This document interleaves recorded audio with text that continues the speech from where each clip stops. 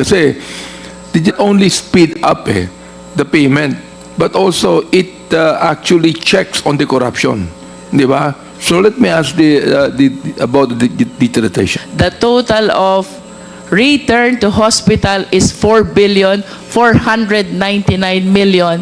Ito'y mga ibinalik sa hospital. To this date, hindi pinaprocess sa Philhealth. Now, what are the reasons bakit hindi sila nagko-comply, hindi nila binabalik sa Philhealth para makaklaim sila?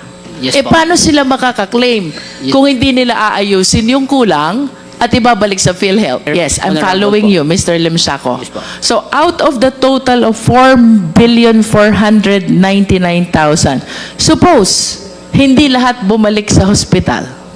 Suppose ang bumalik sa hospital is only 4 billion. Where will I see the remaining 499 million? I'm not denying that, ma'am, but I also want to say, just to put things into context, the percentage of total claims of RTH is less than 2%.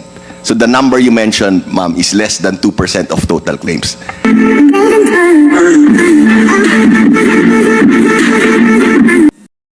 Mr. Chair, siguro pwede po natin i-tackle yan once your bill is filed. Yun na po yung tamang committee po. Mr. Chair, yes, the hindi Vice. po ba yung issue na yan pwedeng pag-usapan pag nandun na sa proper committee? Ayun na po. Thank you, Mr. Chair. I submit.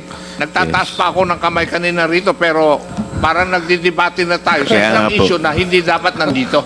Yes. Thank you, Mr. Chair. I submit, Mr. Thank Chair. you. Please proceed, Congresswoman Luistro. But before you proceed, the Chair would like to recognize the Senior Vice Chairperson, the Honorable Bienvenido Abante, Senior from the 6th District of Manila. Please continue, Can we Congresswoman please Luistro. put again on the screen the last slide? I will be concluding my interpellation on this slide, Mr. Chair.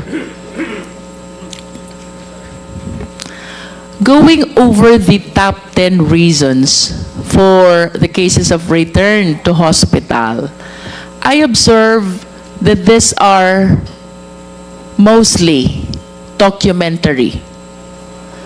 Some are minor discrepancy.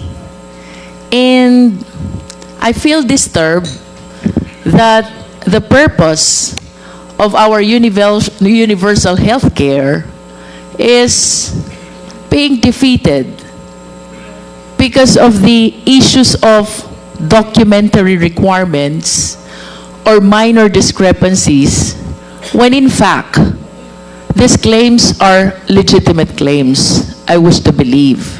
Now, I wish to ask Philhealth, ano po bang countermeasures ang inyong ginawa, itinulong sa hospital to facilitate this RTH and in order to give what is due to the hospitals who have rendered the services already to the patients? Mr. Chair. Yes, PCE Omandi. Yeah. I will reply, Mr. Chair, and then if I can allow COO Eli Santos to continue answering the query. Ma'am, we hear you loud and clear. What we are doing is we are encouraging, strongly encouraging, actually doing it, face-to-face reconciliation with the different hospitals and doctors. We are doing capacity building also. Kasi what we've found out historically after we have these face-to-face reconciliations, palaging very successful. Something good always comes out of the meeting, But aside from that, ma'am, to address your query, CEO to elaborate on the other measures we are taking to address this. Yes, Attorney Dino Santos. Mr. Chairperson, Honorable Representative Luistro, in line with the recommendation earlier of Honorable Representative Garin, Philhealth is also improving its system. So this system, Mr. Chairperson, Honorable Representative Listro, involves front-end evaluation, meaning the evaluation, the filtering itself is done in the front end. What we are doing right now, the practice You mean in the hospital? Yes, Mr. Chairperson, meaning when Philhealth fully implements that system, the evaluation now is front end. So in that case, all claims that enters Philhealth will only be good claims, ready for processing and for payment. And if that happens, there will be no more RTH. That's correct, Mr. Because no Chairperson. claim will be reaching the Philhealth if the claim is not compliant with the requirements. That's correct, Mr. Chairperson. But I Honorable wish to Representative- hear also, anong pong assistance ang binibigay nyo sa hospital, sa patient, to avoid non-submission or non-referral of claims to Philhealth? Kasi yung statement natin na no claims will be reaching the Philhealth unless they are complete, compliant, medyo disadvantageous po yun sa part ng patient, sa part ng hospital, na baka kaya compliant lahat ng nakakarating sa inyo is because walang assistance naman na nare-receive ang patient at ang hospital to make their claims compliant. Before I recognize you, the Chair would like to recognize the Honorable Robert Ace Barbers from the 2nd District of Surigao del Norte. Please continue, Attorney Santos. Mr. Chairperson, Honorable Representative Luistro, at present, we have, in addition to the strategies mentioned by our beloved President and CEO, Sir Manny Ledesma, we also implement this program called Reach Out.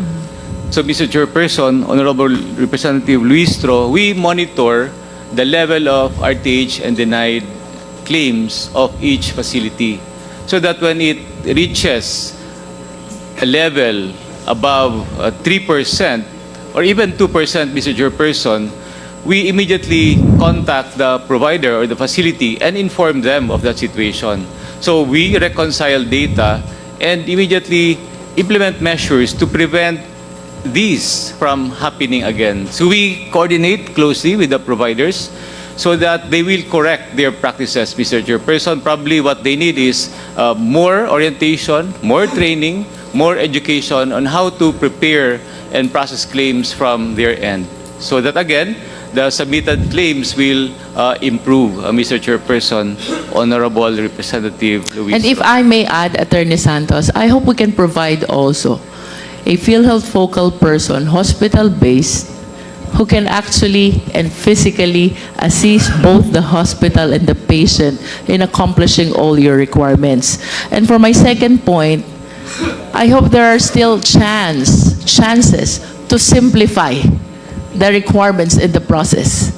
Kasi kamukha po nung sinabi kanina ni Honorable Garin, if the patient is not so educated, it might be very difficult for him or for her filling in all those forms. But if we can simplify them, kung tawagin ng iba, user-friendly ang form, madaling unawain, I think we will be able to avoid itong mga RTH or non-submission of claims. And for my last point, Philhealth, kanina po may nabanggit kayo, out of the total number of RTH, a significant number were never returned anymore to Philhealth. May I know the percentage? Mr. Chair, can I address the question? Yes, Sir Mandy. Thank you. Thank you, Mr. Chair. Ma'am, before Sir Renet gives you the figure, no, I just wanted to add to your earlier query.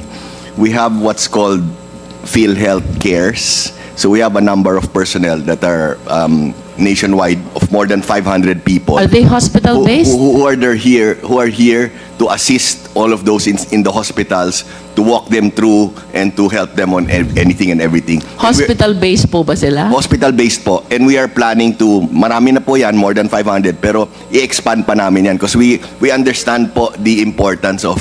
Does it include private hospitals? Yes po. Kasama pong private hospitals po. I hope you can provide to all, average to big, Yes po. both private and government hospitals. Yes po. We realize the importance po. And like I said, although we currently have more than 500, we will expand it even more And po. I hope you can come up also with the necessary remedy with respect to small hospitals if the number of your field personnel are not sufficient anymore to cater the same service to small hospitals, especially in the provinces. Yes po. Noted po. Palikan ko po, Mr. Ledesma, yung question ko. Sabi niyo po kanina, out of the total number of RTH, marami ang hindi na talaga ibinalik sa PhilHealth.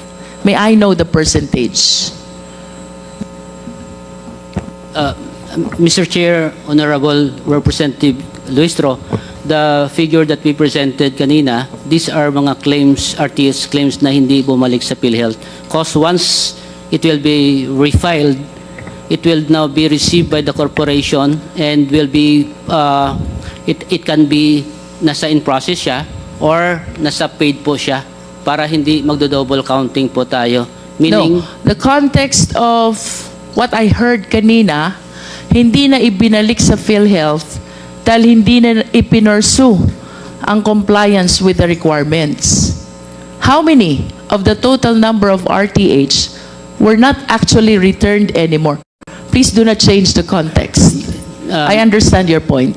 Mr. Chair, Honorable Representative Luestro, again, yung figure na pinapakita natin kanina, ito po yung numero ng mga RTH claims na hindi bumalik sa PhilHealth.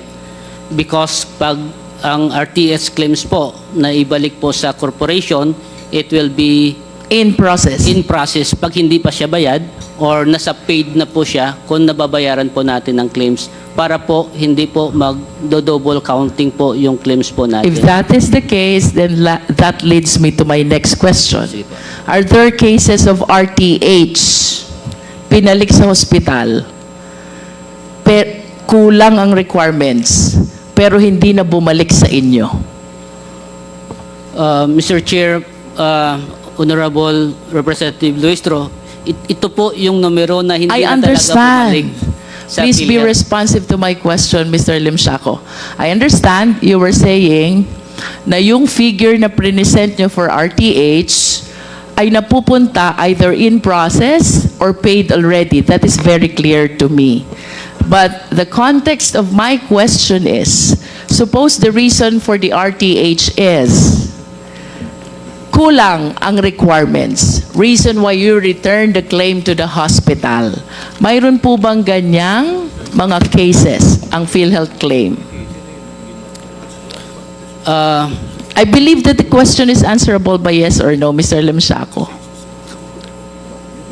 Mr. Chair, Honorable Luistro, this figure 2.174 million claims under RTS as presented earlier, ito ang claims na hindi na bumalik sa PhilHealth. Hindi na refile na sa PhilHealth. Alam mo, Meaning, Mr. sa kanila Limsiaco, na po. medyo confusing yung statement mo kanina.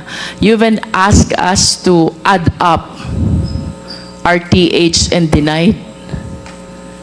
And now you're giving us the impression na itong RTH either dininay, napunta yung figure sa denied. Either in process, napunta yung figure sa in process.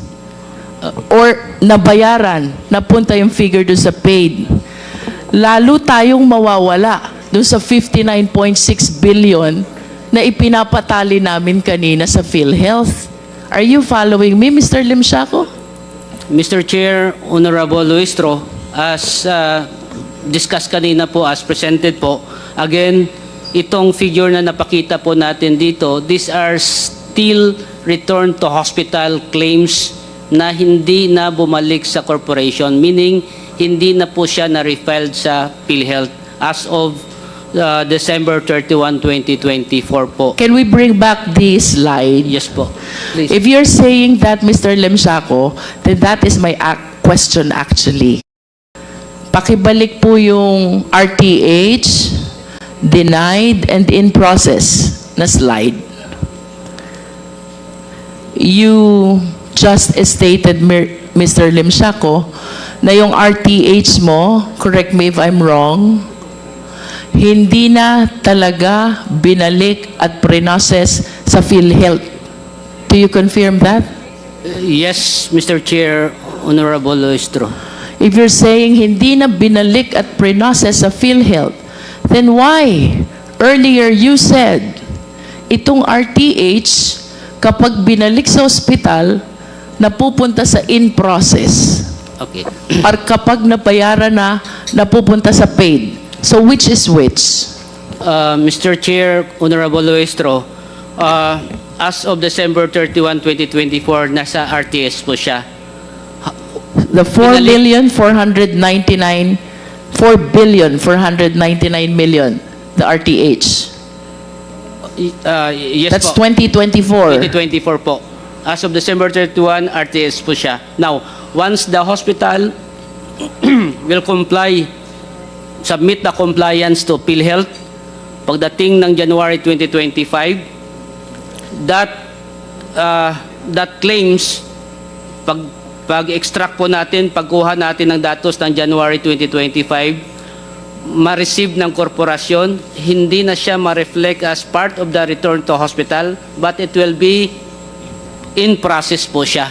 Dahil yan ay may compliance na on the requirement that PhilHealth requested the hospital to submit, Mr. Chair. Yes, I'm Honorable following po. you, Mr. Limsako. Yes po. So out of the total of 4,499,000, suppose hindi lahat bumalik sa hospital. Suppose ang bumalik sa hospital is only 4 billion. Where will I see the remaining 499 million? Naka-RTH pa rin. Di ba? Nasa RTS po siya. By January Mr. Chair. 2025, the succeeding month after December 2024, ang bumalik sa hospital ay 4 billion lang, nalipat yung 4 billion dun sa in-process, yung 499 million na hindi bumalik, I will be seeing that in January 2025 data. Kasi RTH pa rin ang status niya. Tama? Tama po. So, I wish to be confirmed. May mga cases ba talaga, like the one I illustrated, totally hindi na bumalik? And what is the percentage of those cases out of the total number of RTH? Mr. Chair, Dr. Pargas. yes, Honorable Luistro, I think what SVP Limsiaco said that the first condition is actually the process, wherein we evaluate the claims. If the claims is okay, then it will be paid. Otherwise, it will be returned to the hospital or otherwise denied. O And kaya then- nga, Opo. I perfectly understand what Mr. Limshaco said, Dr. Pargas, no? Ang tinatanong ko lang, in actual, mayroon ba talagang hindi na bumabalik? Meron po, and actually... Ano pong percentage? According to the statement of SVP Limsiaco earlier, those numbers are the numbers that were not actually returned to us. They were returned to the hospital but were not refiled. That 4 billion? 499 million?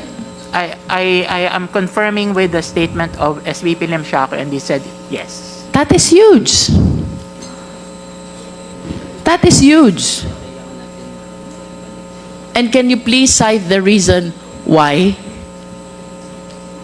Ang laking pera nito para hindi balikan ng mga hospital. Di ba? Yeah.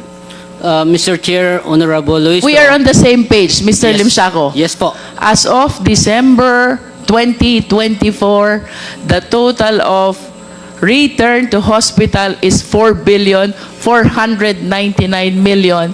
And to laymanize it, ito'y mga ibinalik sa hospital, to this date, hindi pinaprocess sa PhilHealth. Now, what are the reasons bakit hindi sila nagko-comply, hindi nila binabalik sa PhilHealth para makaklaim sila? Yes po. Paano sila makakaklaim kung hindi nila aayusin yung kulang at ibabalik sa PhilHealth? Maraming salamat po, Mr. Chair, Honorable Luistro. As mentioned by PCO Ledesma a while ago, we are engaging the hospital for the claims reconciliation. Now, dito po, inahanap yung mga claims po natin. Dito po nalalaman kung saan yung mga claims. And of course,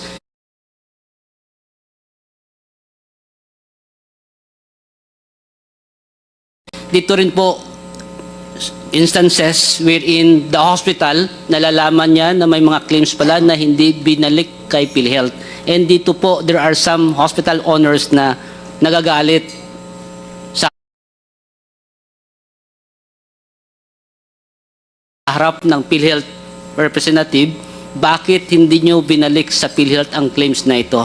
Kaya po, that's the project of Philhealth in the year 2024 po that we continue right now because nalalaman po ng hospital owners during that discussion, during that confirmation, na may mga claims pala na na-denied na hindi na ibalik sa Philhealth. Now, yes sir.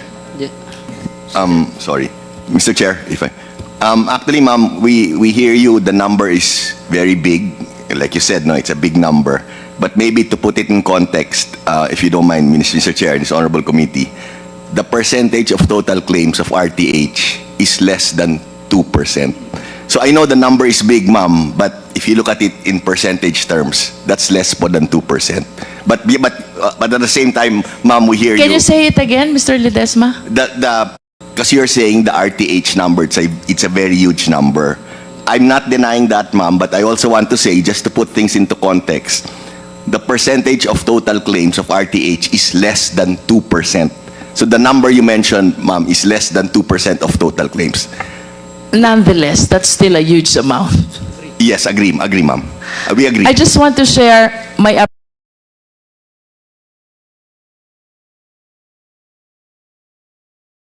apprehension in conclusion of my interpellation, Mr. Chair.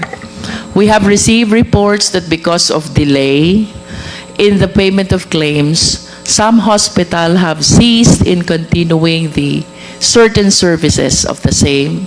Some fully closed already. I am apprehensive that perhaps one of the reasons kung bakit hindi sila bumabalik is because the hospital shut down already. And for us to be enlightened, Mr. Limshaco, I hope you can give us the details of that total amount of RTH. At least for one hospital, I can personally share with you that there is one hospital in my hometown, Mabini, Batangas. I hope I am wrong, but you can verify. I used to be one of the stockholders. The reason why they shut down is because of the delay in the payment of Philhealth. That's from the point of view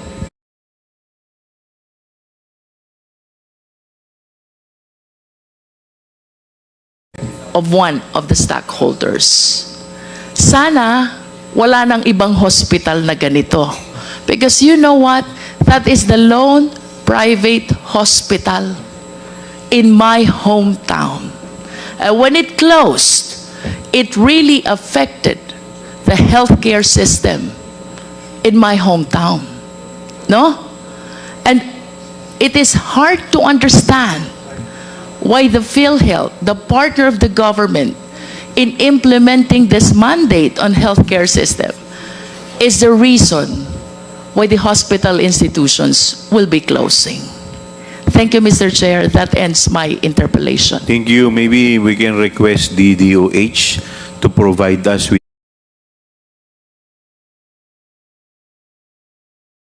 the list of hospitals na mga nag-shutdown due to same reason na sinasabi po ni Congresswoman Luistro. Mr. Chair. Yes, the Vice Chairman Abante is recognized.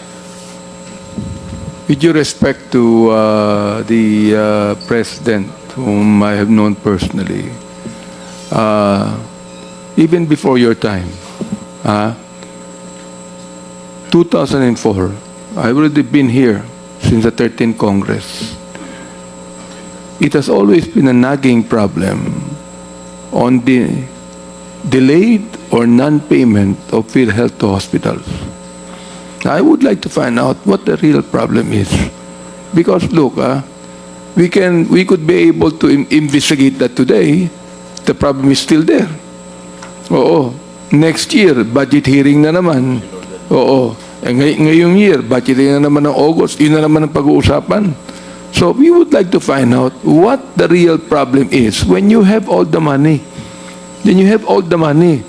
Ang iniisip ko, are the minds of the Philhealth officers, are all business, or is Philhealth?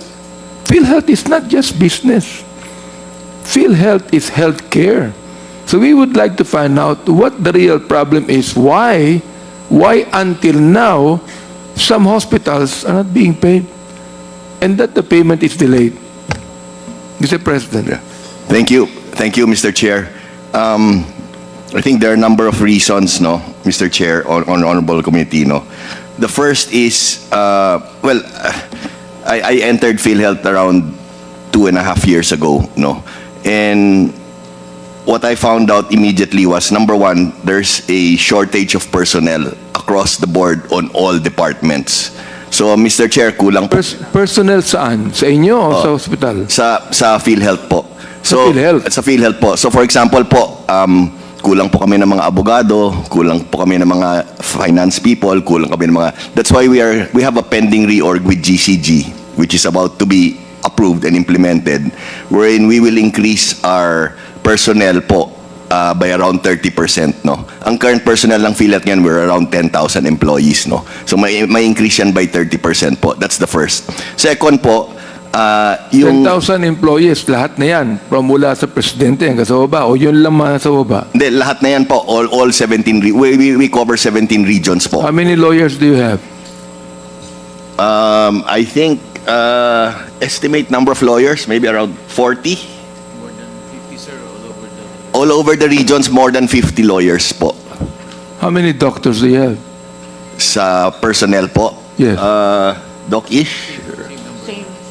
Same po, mga over 50 doctors po, all over the region.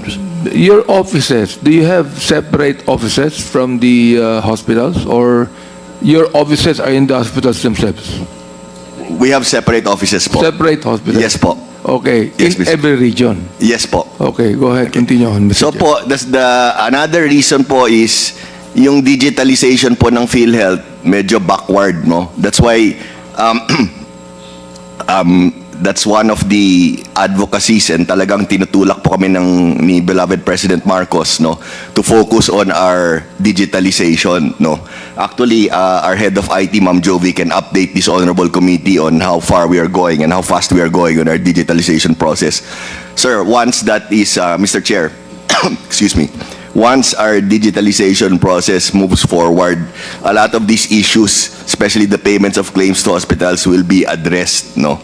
And, excuse me, Mr. Chair, I'd like to think also, like I mentioned earlier, we have improved immensely, no, in our payments of claims to hospitals.